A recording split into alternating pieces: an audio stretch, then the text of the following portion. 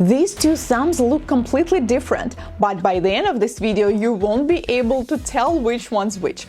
Let's do extensions for my bestie and start with the nail prep. Pushing back the cuticles, you can use pusher or orange wood stick, it's up to you, and then we do dry manicure. And this is going to take a while because I'm doing nails for my bestie Nina. And it doesn't matter, even if we do something simple, even if we do just one color nails, no complicated design, nothing, it always takes forever, because how is this even possible? When your bestie is sitting in front of you, how can you just quickly do your nails within 1 or 2 hours? Simply impossible. That's why I never book anyone after her, and I usually even plan it on a separate day. I also don't plan anything really on this day because I just know that it is going to take a while, and I think it's not just a regular service, it's like 2-in-1, when you meet with your friends and then you're also doing nails. And for some reason we always find what to talk about, like we always chat. And also we laugh a lot, like sometimes I even need to stop the recording because I literally just can't stop laughing that hard. Even though we've seen each other like 2 days ago. I don't know how it's working, but it's always like that. So meanwhile, I'm using a diamond flame-shaped bead, the red abrasive mark, 18,000 rotations per minute, and I'm working on the left side of her nails. Let me know if you know what I mean, because I think I'm not the only one. I think we all have this client or this person that we do nails and it's just taking forever, and it literally doesn't mean what you're going to do, because I remember there was one time we did such a simple nails and I wasn't even recording. When I'm just doing nails without recording, usually it's like 2-3 times faster. I think we did just regular one-color nails and I simply applied a light reflective gel polish. But it also took us, I don't know, like 3 or 4 hours, something like that. I always know that it's going to take a while. So once I'm done with one side, I proceed with the next one. I switch to reverse mode, but I'm using the same speed. With her nails, she has rather deep side grooves, which means we need to clean them with extra care, because usually some dead skin, some excess dead tissue is hiding there. And if we do not clean it properly, then we apply the product and we may have product lifting along the sidewalls, which is pretty common. When working on that special nail, we do pretty much everything the same way. Also, do not forget about the side grooves, do not forget about this area near the cuticle, because the better you do the prep, the longer retention of your nail extensions will be. Once it's all nice and clean, I'm going to take a nude acrylic, take this big piece of golden foil and try to mix them. Spoiler alert, this was a big mistake. You can easily do that trick with gel, with hard gel, with polygel, but not with acrylic, not with acrylic powder. So what I mean is that I simply should have taken this piece of foil, separate it into smaller pieces first, and then mix it with the powder. I don't know why I decided that it would be a good idea. Well, it wasn't, but still somehow I managed to separate it into pieces. Actually, I do have a few acrylic powders with a golden foil inside, but those particles are very little, very small, and I wanted to have a bigger one, so I had to mix it myself. Many years ago, I received a gift, I don't even remember from whom. So it was a champagne and there was golden pieces flowing inside of it. And I thought, this is so cool. So with these nails, this is what we want to create. This look like there's something gold flowing inside of the nails. And I think the best way to achieve it is actually to mix it with the powder. Because if you will build a thin coat of acrylic and then you will put some foil on it, it will look like it's on one level, just right under the acrylic. And our goal is to make it look like it's flowing inside. That's why I want some particles to be right on the bottom, some of them will be higher, some of them will be in the middle, and so on. So that's why I mixed it. First, I always build the free edge, the foundation of the nail. I'm taking my time, I'm not rushing anywhere, and we are building a square shape. It's important to build the sidewalls so they will match the natural sidewalls do not intend to make them more narrow than the nail is.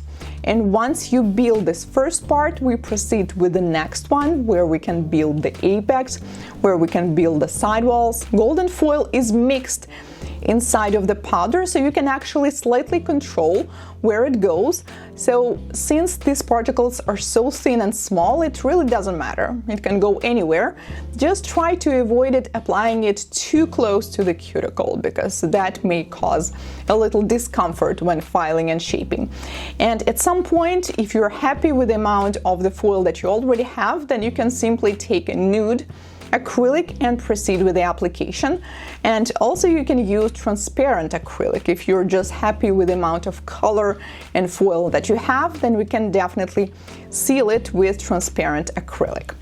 Unlike gel, acrylic gives you time only while it's curing, which means it's not like you can remove it and then, okay, I'm starting all over again. You can do it with gel before you put it in the lamp. But with acrylic, it cures on air. It doesn't require a lamp, and it is curing as you apply it. That means you need to be careful about application, and once you take the bead, you need to apply it the best way you can. Also, acrylic is a bit harder to file compared to gel and polygel, and I don't like filing. That's why I try to do the best I can with the application. Let's proceed with this finger, and I apply dehydrator, non-acid primer, and no, we don't need a base coat for acrylic nails. And then we take the bead, and I'm going to build this square shape from one side to the other.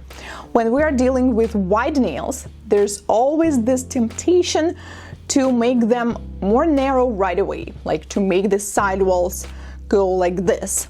But it will only outline the width of this nail, and we actually don't want to do that.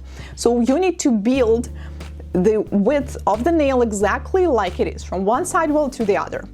But there are a few tricks that will make it look not as wide as it actually is. And the first one, we are not doing just regular square. I don't know if you noticed already, but this is not some square nails. These are deep C-curve square nails. What is the difference? Imagine we have a piece of paper, just regular piece of paper. It looks like a flat piece of paper, right? But now imagine that I have the piece that's slightly bigger, and then I do this to the sides. Okay, now it's not that flat, and I don't know if you guys can see it, but these sides, they look different now, okay? With this, it looks flat. We have this sharp edge right here, and now it looks different. It looks more narrow, right? Because of this curve, because of the shadow of the light that we already have right here. And this is exactly what we're going to do with the nail. So if it was straight, like flat like this, it would look flat and wide. But because we are going to build a deep curve of this nail, visually it will have these shadows right here, and it's not going to look that wide. How do we achieve this curve? Step one, we need to feed the form and see this curve right away. I think you noticed that the form that I feed, the paper form under the nail, it goes a little tapered. So that's why we already have this curve inside. Then you need to make sure that your sidewalls are on point, okay? Do not make this nail super narrow, because it is actually going to ruin everything. Make sure that you cover the nail from one side to the other. And like with any nail, I'm taking my time, I'm making sure that I build enough product near the cuticle, along the sidewalls, because like I said, I don't really want to spend too much time filing. And also, I definitely do not want to leave any empty spots, because that nail is not going to last long. And finally, I take this bead near the cuticle with a clear acrylic and work on the cuticle area. It depends on the product, on the temperature in your room, on monomer, on your technique, but usually when I'm done with the application, usually I just wait for about 2 to 3 minutes more, and then the product is set. It's not fully cured yet, but it's set, and this is the perfect time to slightly pinch it. So I take the special tweezers, pinch it, and this is how we get this beautiful curve. Now we can remove the paper form and we're done with the application. Ooh, they look actually cute when they're matte too. So maybe if we had a darker color, there would be more contrast with the golden and the background, and we could do them matte too. I think I need to try it sometime later. Now we proceed with the filing, and acrylic is not a soft product. That's why I usually use 180, sometimes even 150 grit file. And mostly I need to file the sidewalls, the free edge, and a little bit near the cuticle. Our goal is to make sure that all nails have the same length and the same style. Also, do not forget to slightly file the cuticle area.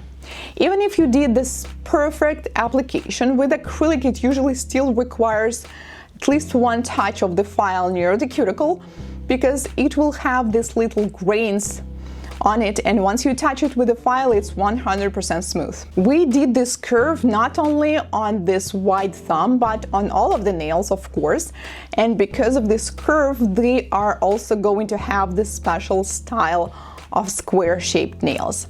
So then I finish filing and shaping. We can also buff the nails. Do not forget to clean the dust. I usually ask my clients simply to wash their hands, and yes, it's absolutely safe at this point. And look at these two nails, right? It's hard to tell already which one's which.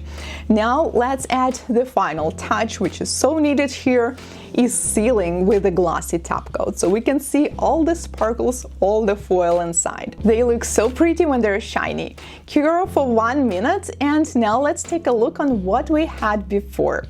These two nails are so different. They also have a different length of the nail bed.